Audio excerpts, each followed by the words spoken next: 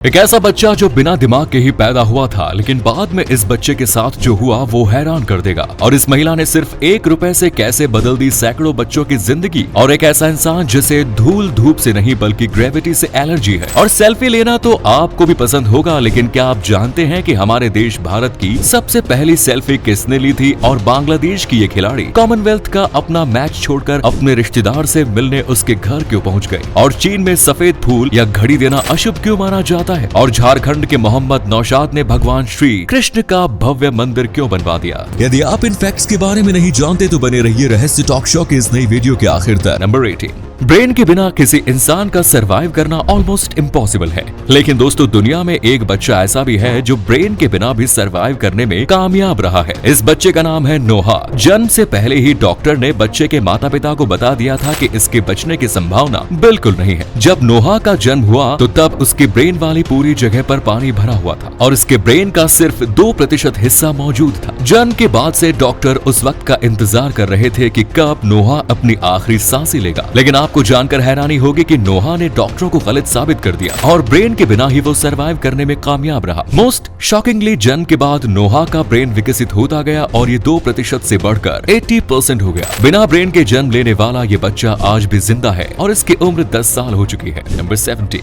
झारखंड के एक स्कूल के छात्रों को शिक्षकों ने प्रैक्टिकल एग्जाम में कम नंबर दिए थे। अपनी असफलता से ये छात्र इतने नाराज हुए कि सभी असफल छात्र झुंड बनाकर स्कूल में घुस गए और उन्होंने स्कूल में मौजूद सभी शिक्षकों को बंधक बना लिया। बंधक बनाने के बाद शिक्षकों को पेड़ से बांधकर उनकी पिटाई शुरू कर दी। छात्रों का ये आरोप था कि शिक्षकों ने जानबूझकर उन्हें प्रैक्टिकल में कम नंबर दिए, इसी वजह से वो फेल हो गए। सच्चाई क्या है वो मैं नहीं जानता, लेकिन इन छात्रों की हरकतें देखकर मैं तो यही कहूंगा कि ये सभी छात्र फेल होना ही डिजर्व करते हैं। इसी कमाल के फैक्ट पर प्लीज वीडियो को लाइक कर दीजिए। नंबर 16, जब हमें किसी को कोई गिफ्ट देना हो तो तब हम अपने बजट के अनुसार कोई भी चीज खरीद कर उसे गिफ्ट दे देते हैं। लेकिन चीन में किसी के लिए गिफ्ट खरीदने से पहले 2 चीजें याद रखनी होंगी। चीन में किसी भी शख्स को सफेद फूल या घड़ी गिफ्ट में देना काफी बुरा माना जाता है। चीन के लोगों का ऐसा मानना है कि सफेद फूल अंतिम संस्कार का उपयोग किया जाता है। तो अगर आप किसी को सफेद फूल गिफ्ट में देते हैं तो वो लोग ऐसा मान लेंगे कि आप उसकी मौत की कामना कर रहे हैं। वहीं गिफ्ट में घड़ी ना देने के पीछे की वजह ये है कि इन लोगों का मानना है कि घड़ी देकर आप लोगों को ये बताने की कोशिश करते हैं कि उसके पास जीने के लिए काफी कम समय बचा है। नंबर 15, दोस्तों, एक और हमारे देश के राजनीतिक दल और मीडिया देश के लोगों को धर्म के आधार पर बांटने की कोशिश करते हैं। वहीं दूसरी ओर देश में बहुत से ऐसे लोग भी हैं जो अपने नए कामों से लोगों के बीच फैली धर्म की दूरियों को कम करने की कोशिश करते हैं। ऐसे ही एक शख्स है झारखंड के रहने वाले मोहम्मद नौशाद शेख, जिन्होंने अपने हिंदू भाइयों के लिए अपने खर्चे पर एक भव्य श्री कृष्ण मंदिर का निर्माण करवाया है। मोहम्मद नौशाद ने मंदिर निर्माण में लगभग 40 लाख रुपए खर्च किए हैं और ये सारे पैसे उन्होंने अपने पास से ही खर्च किए हैं। नौशाद ने अपने खर्चे पर मंदिर का निर्माण करके हिंदू मुस्लिम एकता की जो मिसाल कायम की है, उसके लिए इनकी तारीफ तो बनती है।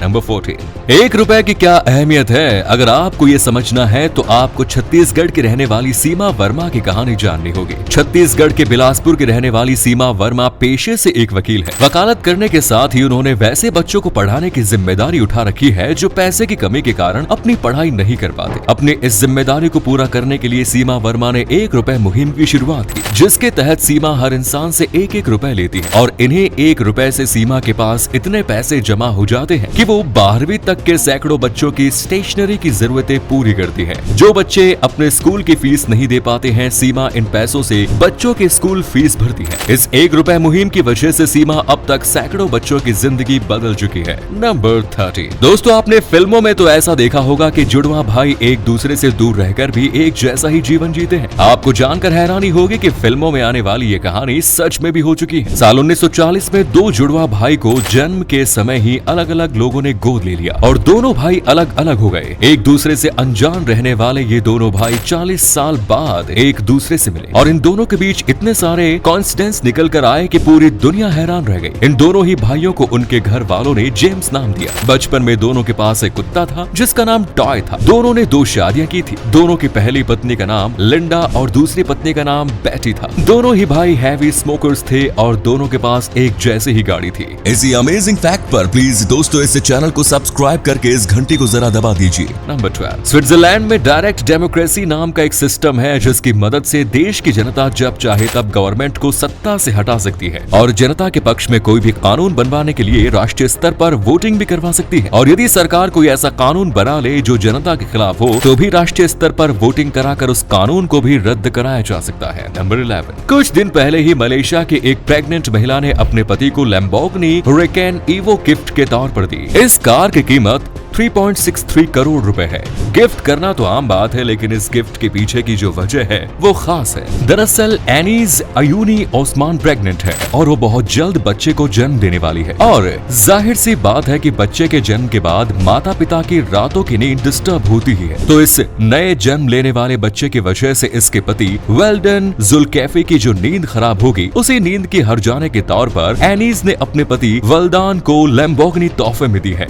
नंबर 10, दुनिया के हर खिलाड़ी का सपना होता है कि उसे कॉमनवेल्थ गेम्स, एशियन गेम्स और ओलंपिक गेम्स जैसे बड़े इवेंट में पार्टिसिपेट करने का मौका मिले और जब उन्हें ये मौका मिल जाता है तो तब इस मौके को भुनाने के लिए वो जी जान एक कर देते हैं। लेकिन बांग्लादेश की टेबल टेनिस खिलाड़ी सोनम सुल्ताना और सादिया अख्तर के लिए ऐसा नहीं था। उनके लिए कॉमनवेल्थ गेम्स से भी ज्यादा जरूरी रिश्तेदार के घर जाना था। तभी तो ये दोनों खिलाड़ी कॉमनवेल्थ गेम्स में अपना मैच छोड़कर लंदन में रहने वाले अपने रिश्तेदारों से मिलने चली गई। इस गैर जिम्मेदाराना रवैये के कारण अब इन दोनों खिलाड़ियों पर प्रतिबंध लग चुका है। नंबर 9, क्या आपने सुना है कि किसी इंसान को ग्रेविटी से एलर्जी हो? जी हाँ, अमेरिका की रहने वाली लिंडसी जॉनसन नाम के इस महिला को ग्रेविटी से एलर्जी है। ये महिला जब तक बिस्तर पर लेटी रहती है तब तक तो ठीक रहती है, लेकिन जैसे ही ये खड़ी होती है इसकी धड़कनें बढ़ जाती है और 3 मिनट के अंदर ही ये बेहोश हो जाती है। लिंडसी जॉनसन की इस कंडीशन को डॉक्टर पोस्चुरल टैकीकार्डिया सिंड्रोम कहते हैं। इस सिंड्रोम से ग्रसित व्यक्ति जैसे ही खड़ा होता है या बैठता है तो उसके दिल की धड़कनें बेतहाशा बढ़ जाती है और कुछ मिनट के अंदर ही वो बेहोश हो जाता है। लिंडसी जॉनसन का कहना है कि ऐसा ग्रेविटी की वजह से शरीर पर पड़ने वाले दबाव की वजह से होता है, इसलिए उसका मानना है कि उसे ग्रेविटी से एलर्जी है। नंबर 8, कपल सेल्फी तो आपने बहुत देखी होगी,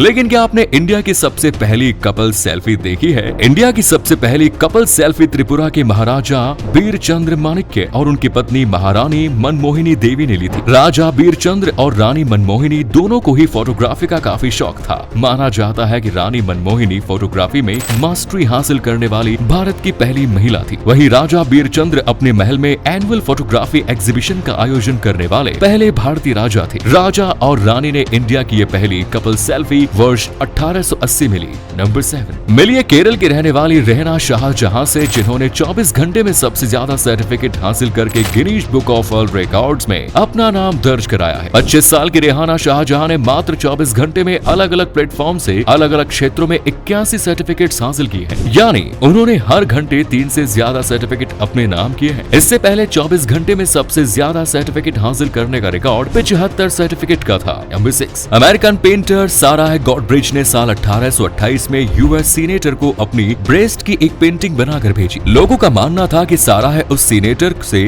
शादी करना चाहती थी, इसीलिए उन्हें रिझाने के लिए साराह ने ये सीक्रेट पेंटिंग उन्हें भेजी। साराह को उम्मीद थी कि इस पेंटिंग के बाद उसके और सीनेटर के बीच बातचीत बढ़ेगी, लेकिन ऐसा कुछ नहीं हुआ। उल्टे सीनेटर की फैमिली ने उस पेंटिंग के साथ जो किया, अगर आज साराह जिंदा होती तो वो अपने इस काम पर बेहद शर्मिंदा होती। दरअसल सीनेटर की फैमिली ने 50 सालों तक इस पेंटिंग को अपने पास रखा और फिर उन लोगों ने इसे मैट म्यूजियम में दे दिया, जहां आज भी ये दर्शकों को देखने के लिए रखी गई है। अब बताओ भला, साराह ने तो ये सोचकर ये पेंटिंग भेजी थी कि बाबू देखकर डिलीट कर देगा, लेकिन बाबू ने तो इसे पूरा वायरल ही कर दिया। नंबर 5, आमतौर पर सभी टीवी और वेब सीरीज में बैड वर्ड्स की भरमार होती है, लेकिन American TV series Breaking Bad के साथ ऐसा नहीं था। आपको जानकर हैरानी होगी कि इस सीरीज के राइटर्स को पूरे एक सीजन में सिर्फ एक बार फक शब्द का उपयोग करने की इजाजत पड़ी, यानी 5 सीजन और 62 एपिसोड्स वाले ब्रेकिंग बैड में सिर्फ 5 बार फक शब्द का उपयोग किया गया। चूंकि राइटर्स को पूरे सीजन में सिर्फ एक बार ही इस शब्द का उपयोग करने की इजाजत थी, तो आखिर इस एक शब्द का उपयोग कब और कहां किया जाए, इसको लेकर राइटर्स को एक्सटेंसिव प्लानिंग करनी पड़ी। नंबर 4, अगर आपको अपनी कंपनी का मोस्ट प्रोडक्टिव एम्प्लॉइज बनना है तो आपको लगातार कितने मिनट तक काम करने चाहिए? वेल, एक स्टडी के अनुसार किसी भी कंपनी का मोस्ट प्रोडक्टिव एम्प्लॉय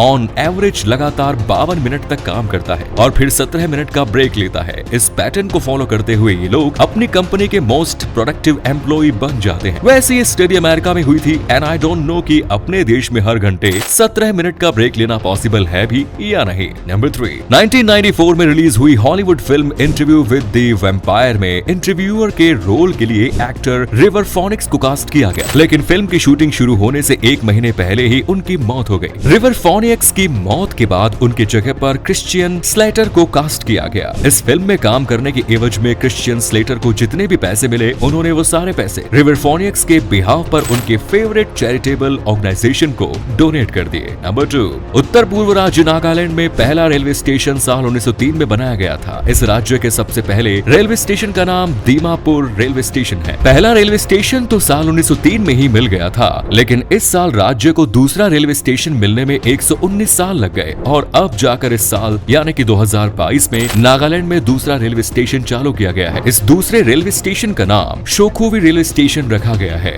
नंबर 1, क्या आप कोई न्यू लैंग्वेज सीख रहे हैं और उस न्यू लैंग्वेज को आप उसके नेटिव स्पीकर से सुनना चाहते हैं? अगर हाँ, तो फिर localingual.com नाम की ये वेबसाइट आपके काम आ सकती है। इस वेबसाइट पर आप दुनिया भर की लगभग सभी भाषाओं को सुन सकते हैं। तो ये थे कुछ अमेजिंग फैक्ट्स। वीडियो को शेयर जरूर करें दोस्तों, ताकि आपके दोस्त और जानने वाले भी जान सके कि आप कितने नॉलेजेबल वीडियोस देखते हैं। धन्यवाद।